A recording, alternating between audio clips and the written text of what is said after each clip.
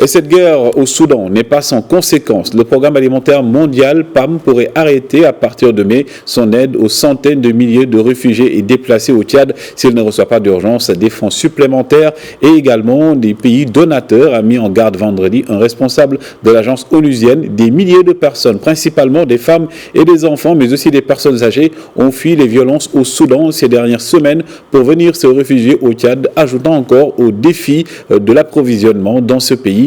L'agence donc a besoin de 142,7 millions de dollars pour les 6 prochains mois si elle veut continuer à assurer sa mission et livrer aussi de la nourriture aux populations et réfugiés déplacés, mais aussi aux autres Tchadiens victimes de conditions climatiques extrêmes ces dernières années. Le Haut Commissariat aux réfugiés a pour sa part estimé donc avoir besoin donc pour son besoin 2023 à 172,5 millions de dollars estimés pour le Tchad, selon donc Matt Salmarch, le porte-parole du HCR. Selon les chiffres publiés vendredi par le PAM, le Tchad compte 583 400 réfugiés recensés et 381 000 personnes déplacées internes. Selon Pierre Honora aussi, directeur du PAM Tchad, l'insécurité alimentaire s'étend bien au-delà et a touché 1,9 million de personnes en mars. Je vous propose d'ailleurs de l'écouter. C'est très difficile d'estimer. Je crois qu'on a déjà 10 à 20 000 personnes qui sont là, qui ont déjà traversé, ça c'est certain. On pense qu'il y en a d'autres qui vont venir, c'est quasiment certain aussi. Le nombre, c'est vraiment compliqué. Le programme alimentaire mondial, on va se préparer pour en accueillir au moins 100 000.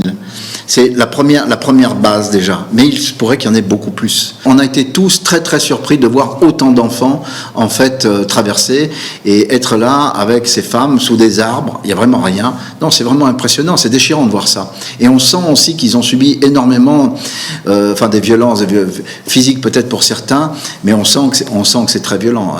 Ils ont eu leur maison brûlée, leur village détruit pour certains, et leur quartier complètement pillé.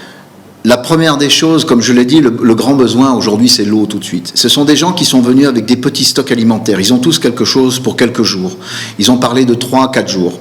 Donc c'est à nous maintenant d'intervenir aussi très rapidement au niveau des humanitaires. J'ai vu déjà sur place des humanitaires au niveau de la santé qui prodiguaient des soins, mais on a besoin de faire ça. Et on a notamment un convoi de camions qui vient de quitter N'Djamena ce matin pour transporter 340 tonnes, ce qui est équivalent pour nourrir 10 000 personnes pendant 2 mois.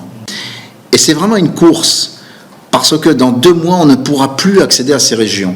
C'est des régions désertiques, mais en fait, où vous avez des wadis qui sont là, c'est-à-dire ces grandes rivières asséchées, qui en un coup de pluie, dès que les pluies commencent dans 2 mois, vont se remplir. C'est infranchissable. Il n'y a rien qui peut franchir ça. Il faut attendre des semaines que les courants s'abaissent pour pouvoir essayer de traverser. Donc on a vraiment une fenêtre très très courte, 2 mois, pour pouvoir prépositionner tous ces vivres